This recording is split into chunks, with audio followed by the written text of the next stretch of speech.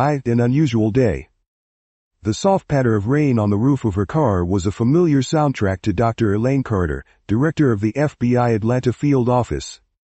The Georgia sky was overcast on a November afternoon, but she was in a good mood. After 25 years in the field, overcoming countless barriers as a black woman in the law enforcement world, she had reached the top position in the Atlanta field office just 3 months ago. Today, she had just finished a successful meeting with the governor on a new counterterrorism strategy and was on her way back to the office. Her black Cadillac CT6 glided smoothly down the highway. She checked her watch, 3:45 p.m., leaving her time for her next meeting at 4:30. She rolled down her window a little, breathing in the damp, post-rain air, and enjoying a rare moment of peace amid her busy schedule. The sound of her phone ringing broke the silence. She switched on her hands-free mode. Carter speaking. Director, we need to review our strategy for the Robinson case before our meeting this afternoon, Deputy Director Matthews said. There's some new information coming from our sources. I'll be in the office in about 15 minutes, she replied. Get everything ready. She ended the call and sped up slightly, but within acceptable limits. Over the years, she had learned that a black woman, no matter her position, could not afford to make any mistakes, no matter how small. It was an unfair burden, but a reality she had grown accustomed to. 2. The confrontation. A red and green light flashed in her rearview mirror, making her heart skip a beat. She glanced down at the speedometer, 45 miles per hour in a 45 miles per hour zone. She glanced around, trying to remember what traffic law she might have broken, but nothing came to mind. She slowly pulled the car to the side of the road, parked it safely, and turned off the ignition. In her rearview mirror, she saw a tall, white police officer in his early 30s approaching her car. Instinctively, she took her driver's license, registration, and FBI identification from her wallet and placed them on her lap. The officer, named Jack Reeves after his badge, stopped by her window, one hand near his gun. License and registration, he demanded, his voice curt and unfriendly. Good afternoon, officer, Elaine replied, her voice calm and professional. May I ask why I was stopped? Previous license and registration, he repeated, not answering her question. I understand, Officer Reeves, she said, glancing at his badge. I'll give you your papers. But I also want you to know that I'm Director Elaine Carter of the FBI. My identification is here. She carefully picked up the FBI badge and held it out to him. Reeves's reaction was quick and unexpected. He backed away, pulled his gun from its holster, and pointed it at her. Put that thing down. Hands up. Now, he shouted, his voice strained. Elaine froze, her heart pounding but her mind clear. 25 years of training had helped her stay calm in dangerous situations. She slowly put down her FBI badge and held her hands up where he could see them. Officer Reeves, I'm the director of the FBI. That's my badge. I'm unarmed. Get out of the car. Slow down, he ordered, his gun still pointed at her. Elaine obeyed, moving slowly and deliberately. Turn around, hands on the roof. Elaine did so, humiliated and angry. The cold metal against her skin as Reeves handcuffed her made her temper flare, but she kept quiet. This was no time to protest, she knew that too well. Officer, she said, her voice calm but firm, I need you to check my FBI badge right now. I'm on my way to an important national security meeting. Quiet. Reeves snapped. I'll decide when we can talk. But just then, another police car pulled up. An older, darker-skinned officer stepped out and looked at the situation with confusion. Reeves, what's going on? The new officer, Lieutenant Marcus Johnson, asked as he approached. The suspect is acting suspiciously. Trying to pull something out when I asked for identification, Reeves replied, still holding the gun to Elaine's back. That's my FBI badge, Elaine told Johnson. I'm Dr. Elaine Carter, Director of the FBI Atlanta Field Office. My badge is on the driver's seat. Johnson glanced at Reeves, then cautiously approached the car and peered inside. When he saw the FBI badge with Elaine's picture and the title director, his expression changed. "Reeves, put the gun down," Johnson ordered, his voice serious. "And take her handcuffs off. Now." Reeves looked confused, but after seeing the FBI badge, he quickly complied. When the handcuffs were removed, Elaine rubbed her wrists and turned to face the two officers. "I want to know exactly why I was stopped," she said, her voice completely controlled despite the simmering anger. "We have a report of a black luxury vehicle associated with drug activity in the area," Reeves mumbled, not meeting her eyes. "And that's all you have? A black luxury vehicle?" Elaine asked. "No license plate, no description of the driver, no other specifics?" Reeves looked confused. I'm sorry, Director. I don't know who you are." "The problem isn't that you don't know who I am," Elaine said, her voice sharp. "The problem is that you pulled a gun on a citizen who was not posing any threat. The problem is that you did not give me the opportunity to safely identify myself. The problem is that I have to wonder if you would have acted the same way if I were a white male in the same vehicle." Johnson looked at Reeves with obvious disappointment. "Director Carter, I deeply apologize for this incident. I assure you that Officer Reeves' actions will be reported and thoroughly reviewed." Elaine nodded, taking back her FBI badge and vehicle registration. "I will be filing a formal complaint. Not because I want to make it difficult for anyone, but because this is exactly the kind of situation that can lead to unnecessary tragedy." 3. The aftermath. 2 days later, Elaine sat in the office of Sheriff Stephen Walsh, an elderly man with silver hair and a stern face. Also in the room were Marcus Johnson, Jack Reeves, and a police union representative.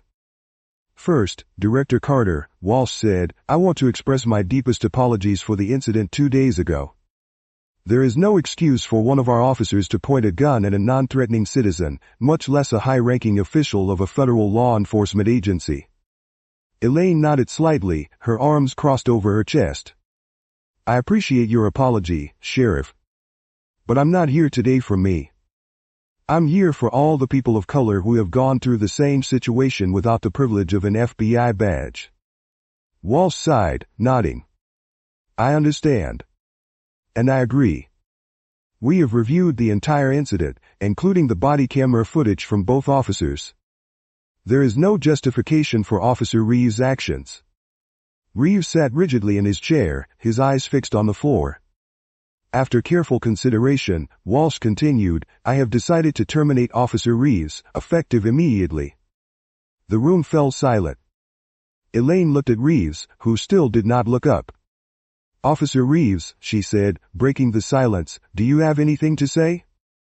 Finally, Reeves raised his head. His eyes were red and wet. "Director Carter," he said, his voice hoarse, I don't know what to say except that I was wrong. I acted on. I don't even want to call it that. Bias? Prejudice? I saw a black woman in a luxury car and assumed the worst. I betrayed the trust that people placed in me. I deserve to lose my job." The police union representative seemed surprised by this frank admission. "I appreciate your honesty," Elaine said. "But it's important that you understand that this is a problem that's bigger than you or me. It's about a system that allows situations like this to happen all too often." Walsh nodded. "Director Carter, we've been consulting with you about ways to fix it. I understand you proposed a new training program for our force?" "That's right," Elaine confirmed. "The FBI has developed a comprehensive training program on implicit bias awareness and de-escalation techniques. I believe that implementing this program can help prevent similar situations in the future." The meeting lasted another hour, discussing the details of the new training program and other measures to improve police-community relations. When the meeting ended, Reeves stood up and walked toward Elaine.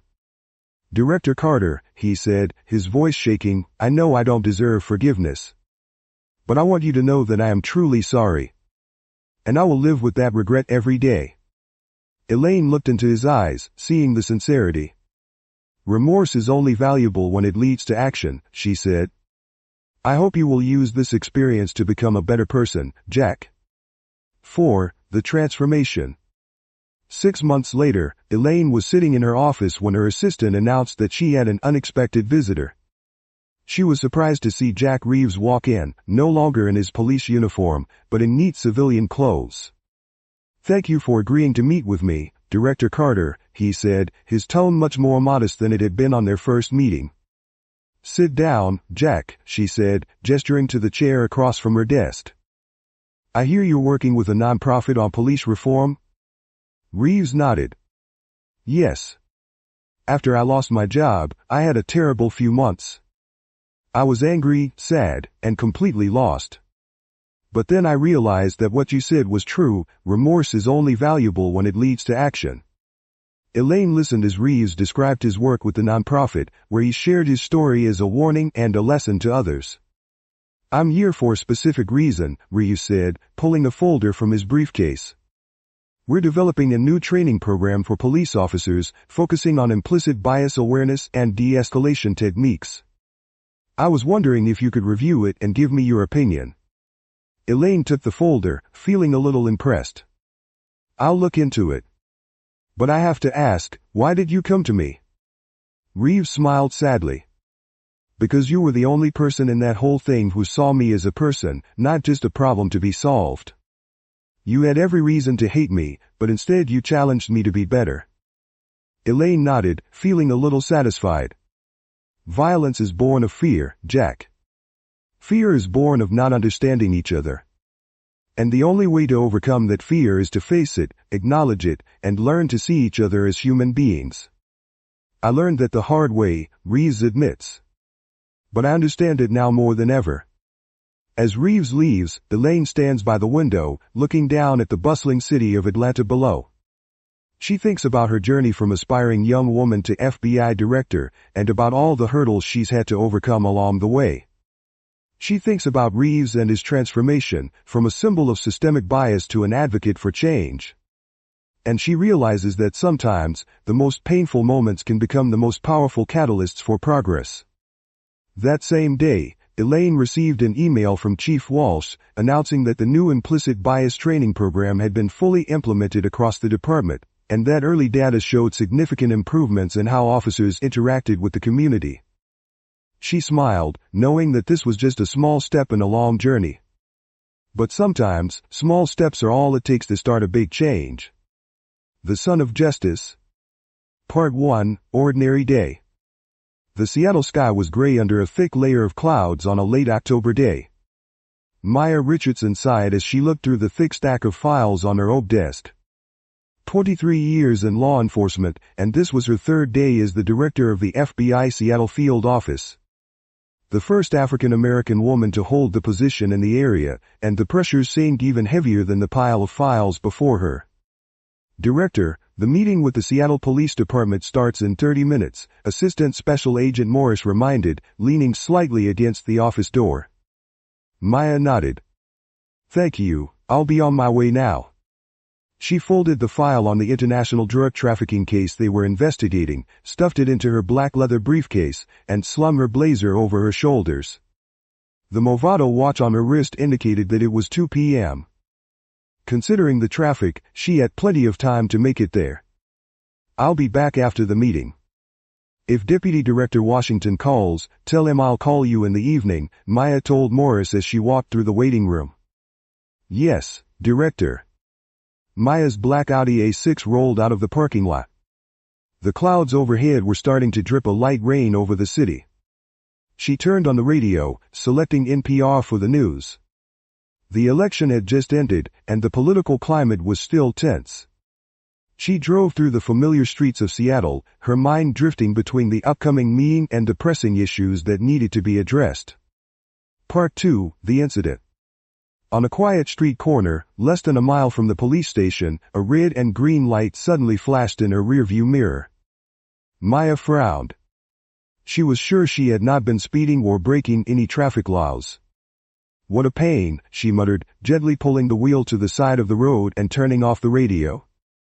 In the rearview mirror, a young cop, maybe in his 30s, tall with short hair, stepped out of his patrol car.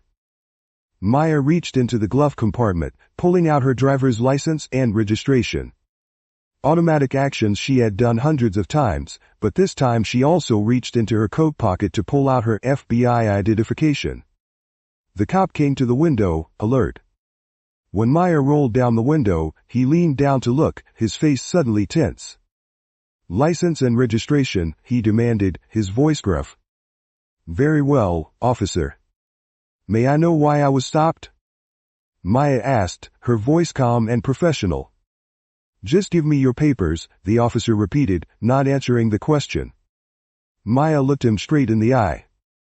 "I have them, but before I do, I want to know why I was stopped." The officer, Britt Collins by his badge, seemed uncomfortable with the question. "We have a report of a vehicle matching your description involved in a recent robbery."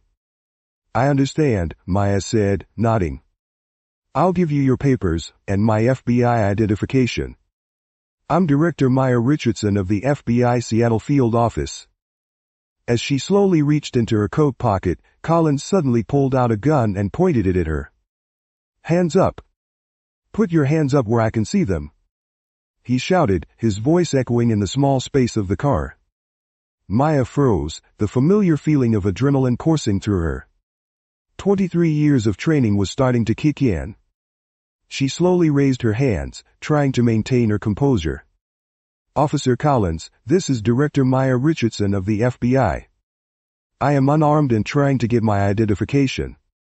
Get out of the car now," Collins ordered, still holding the gun pointed at her. Slowly. Maya obeyed, opening the door and stepping out into the light rain. Rain soaked her expensive suit. "Turn around, hands on the roof." Maya complied, though anger and humiliation were starting to build. As Collins moved closer, preparing to handcuff her, another police car pulled up. An older officer, his face lined with experience, got out. "Collins, what's going on?" the new officer asked. "The suspect fits the description of the first union robbery. She's been acting suspiciously," Collins explained, keeping Maya pressed against the car. "I'm trying to get my FBI identification," Maya said to the new officer, Sergeant Mike Donovan, according to his badge. "I'm Director Maya Richardson, FBI Seattle Field Office. My identification is in my left jacket pocket." Donovan looked at Maya carefully, then turned to Collins. "Put the gun down, Collins. Check her identification." Collins seemed hesitant, but complied. He gingerly took the identification from Maya's jacket pocket, and his face changed color immediately when he saw the FBI logo and the title Area Director clearly printed. Part 3, Aftermath. I'm sorry, Director Richardson," Collins stammered, lowering his gun and stepping back. "We're looking for a black Audi in connection with a robbery." "There was no problem with the performance of your duties, Officer Collins," Maya said, her voice controlled but clearly angry. "But there was a problem with the way you did it. You drew your gun without a valid reason. You didn't give me a chance to safely identify myself." Donovan, her face red with embarrassment, stepped forward. "Director Richardson, I apologize for my colleague's actions. I assure you this will be reported and handled appropriately." Maya looked at her watch. "I'm on my way to a meeting with your chief of police. I'm sure we'll discuss this at that meeting." As Maya wiped the rain from her face, a woman with a phone in her hand emerged from a nearby store. "I recorded everything," she said. "If you need a witness." Maya nodded at the woman. "Thank you. I appreciate it." Collins stood there, sweat mixing with rain on his forehead, realizing that he had just made the biggest mistake of his career. "Chief, I'm so sorry. I didn't mean to." "But you did," Maya interrupted. "And that's the problem. I wonder if you would have done the same if I were a white man in the same car." Collins couldn't reply, his words catching in his throat. Maya retrieved her identification, driver's license, and car registration. "I'm going to my meeting with Chief Ward now, and I'm going to address this. Even though I'm late because of this incident, I want to continue that meeting as scheduled." The meeting at police headquarters was more tense than ever. Chief Ward, a large man with salt and pepper hair, greeted Maya with obvious concern. Chief Richardson, I have just been briefed on the incident. I sincerely apologize for your experience. I accept your apology, Chief, Maya said, taking the designated chair. But I think this is a perfect illustration of what we need to discuss today: cooperation between law enforcement agencies and the issue of systemic racism in policing. Chief Ward nodded heavily. I agree. We can no longer deny this issue. Officer Collins will face an internal investigation, and I assure you that appropriate action will be taken. Maya opened her briefcase and pulled out a folder. I brought some training recommendations that the FBI has developed to address implicit bias. Perhaps now would be a good time to discuss their implementation. The meeting lasted 2 hours, with in-depth discussions about police reform, implicit bias training, and closer cooperation between the FBI and the Seattle Police Department. Part 4, Justice. 3 days after the incident, Maya received a call from Chief Ward. Director Richardson, I'm calling to let you know that after an internal investigation, we have terminated Officer Collins. Body camera video and witnesses confirm your report of his conduct. Maya sat back in her chair, feeling mixed emotions. I'm not happy about someone losing their job, Chief. But I appreciate justice being served. Collins has asked to meet with you, if you're willing, Ward added. He wants to apologize in person. Maya thought for a moment. I'll meet with him. It's important that we learn from these mistakes. The next afternoon, at a small coffee shop near FBI headquarters, Maya sat across from Brett Collins, who was now wearing civilian clothes instead of a police uniform. He looked pale and tired, with new lines forming around his eyes. Thank you for agreeing to meet with me, Director Richardson, Collins said, her voice hoarse. I think this conversation is necessary, Maya replied. Collins looked down at her coffee. I was wrong. I acted out of, I don't even know what to call it. Bias? Fear? Poor training? All of the above? Probably all of them, Maya said, her voice softer than when they first met. We are all products of our society and our training systems. The difference is whether we recognize and challenge them. I lost my job, Collins said, not with a hint of self-pity, just recognition. But when I reviewed the body camera video, I realized I deserved it. I could have killed innocent people because I saw a woman of color in a luxury car and assumed the worst. Maya studied the man before her. What did you learn from this, Collins? Collins looked at her, his eyes sincere. I learned that I needed to confront my biases. That I couldn't hide behind a badge or a process.